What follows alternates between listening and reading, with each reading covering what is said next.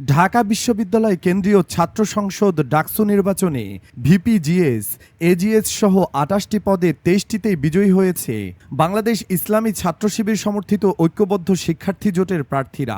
ছাত্র শিবির প্যানেলের বাইরে ৫ পদে জয়ী হয়েছেন স্বতন্ত্র প্রার্থীরা। তাদের মধ্যে স্বতন্ত্র থেকে সদস্য পদে নির্বাচিত হয়ে তুমুল আলোচনায় আছেন উম্মু উসওয়াতুন রাফিয়া, যাকে রাফিয়া খন্দকার নামে সবাই চিনছে। মূলত সিনেমার নায়িকার মতো সৌন্দর্যের কারণেই তিনি এত বেশি আলোচনায় আছেন, লাখো তরুণের ক্রাশে পরিণত হয়েছেন। জানা গেছে রাফিয়া ময়মনসিংহের মেয়ে। তিনি জুলাই আন্দোলনের শুরু থেকেই ঢাকায় বেশ সরব ছিলেন। ক্যাম্পাস বন্ধ হওয়ার পর ময়মনসিংহে এসে আন্দোলনে যুক্ত হন রাফিয়া। ২০২২-২৩ শিক্ষাবর্ষের এই শিক্ষার্থী ঢাকা বিশ্ববিদ্যালয়ের ব্যাচেলর অফ লজ এলএলবির অধ্যয়ন করছেন। Rafia cantonment public school and কলেজের মোমন শাহী এবং আফরোজা খান মডেল স্কুলে পড়াশোনা করেছেন। বর্তমানে ঢাকায় বসবাস করেন তিনি। জয়ের পর ফেসবুকে তিনি আলহামদুলিল্লাহ লিখে পোস্ট করেন। আরও বলেন, আমি ৪,২০৯টি ভোট নিয়ে ডাকসুর সদস্য হয়েছি। আমি বিশ্বাস করি এই জয় স্রেফ আপনাদের দোয়ার ফল। অনেকে আফসোস করেছিলেন যে ঢাবির না হওয়ায় আমায় ভোট দিতে পারেননি, কিন্তু দোয়ায় নাম করেছেন। আপনাদের প্রতি কৃতজ্ঞতায় আমার অন্তর পরিপূর্ণ। আপনাদের দোয়ার কারণেই আমি নির্বাচিত হয়েছি, শুধু এই একটি কারণেই। তার টাইমলাইনে অনেকেই অভিনন্দন জানাচ্ছেন।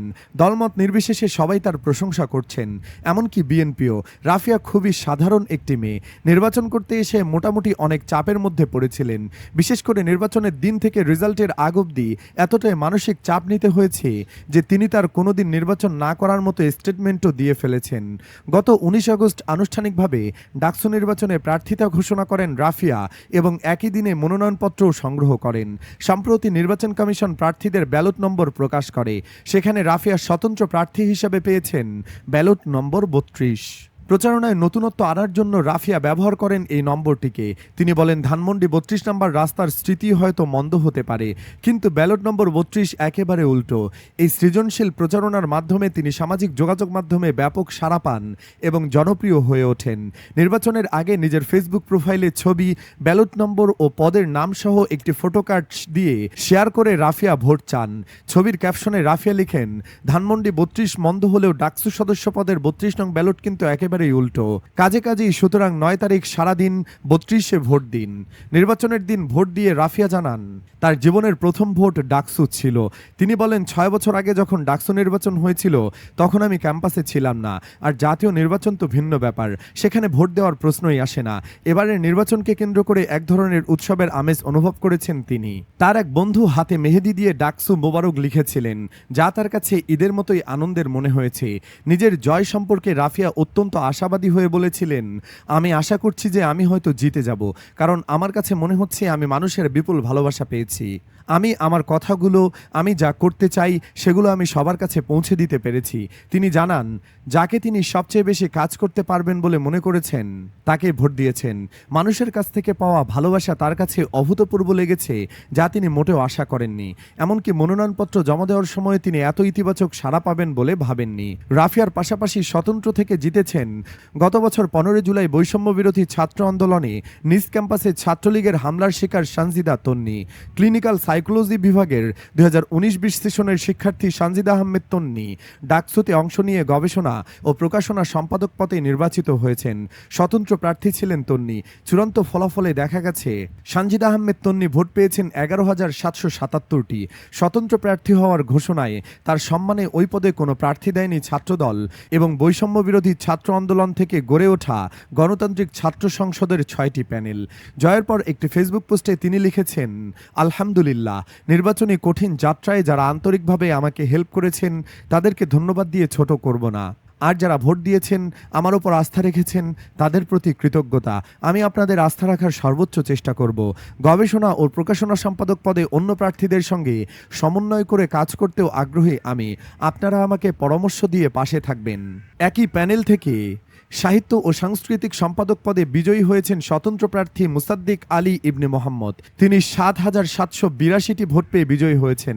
মুসাদ্দিক আলী ইবনে মোহাম্মদ ঢাকা বিশ্ববিদ্যালয়ের বাংলা বিভাগের শিক্ষার্থী। থাকে থাকেন মুক্তিযোদ্ধা জিয়াউর রহমান হলে। স্বতন্ত্র প্রার্থী হিসেবে নির্বাচনে সমাজসেবা সম্পাদক পদে নির্বাচিত হয়েছেন জুবাইর বিন নিসারী। তিনি ৭,৬০৮টি ভোট পেয়ে বিজয়ী হয়েছেন। সিনেট ভবনে তার নাম ঘোষণার সময় তিনি হাজির ছিলেন না। এ নিয়ে ফেসবুকে এক পোস্টে লিখেছেন, ঐতিহাসিক মুহূর্তটাতে আমি উপস্থিত থাকতে পারিনি।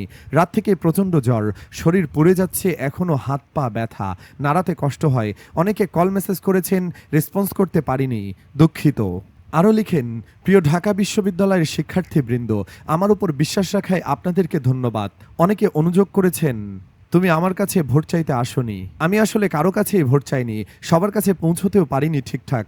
যাদেরকে রিচ করেছি একটা কথাই বলেছি, আমি আপনাদের দোয়া চাই। যোগ্য মনে করলে ভোট দিতে পারেন। যোগ্য প্রার্থীকে ভোট বের করে ভোট দেয়া আপনাদেরই নৈতিক দায়িত্ব। আমি বলছি না আমি যোগ্য, যাকে আপনার যোগ্য মনে হয় তাকেই ভোট দিন। মানদণ্ড দুইটা, সততা আর যোগ্যতা। তিনি আরও বলেন, আমাকে যারা ভোট দিয়েছেন বা দেননি সবাইকে স্বাগতম। ভোট দেন বা না দেন, আমি যখন আপনাদের নির্বাচিত প্রতিনিধি, আমাদের চলার পথ এখন একটাই, সবার আন্তরিক সহযোগিতামূলক অংশগ্রহণ আমি আশা করি। এছাড়া আমি কিছুই করতে পারবো না। জুবাইর লিখেন, প্রিয় ভাইয়েরা, প্রিয় বোনেরা, আসুন স্বপ্নের ঢাকা বিশ্ববিদ্যালয় গড়ার লড়াইটা আমরা একসাথেই করি।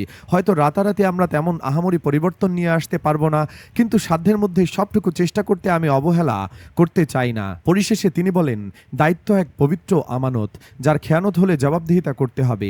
আমার জন্য দোয়া করবেন। আপনাদের তুলে দেওয়া পবিত্র আমানতের যথাযথ হক যেন আমি আদায় করতে পারি। আল্লাহ যেন আমার হিম্মত, তাকদ আরও বাড়িয়ে দেন। আমিন।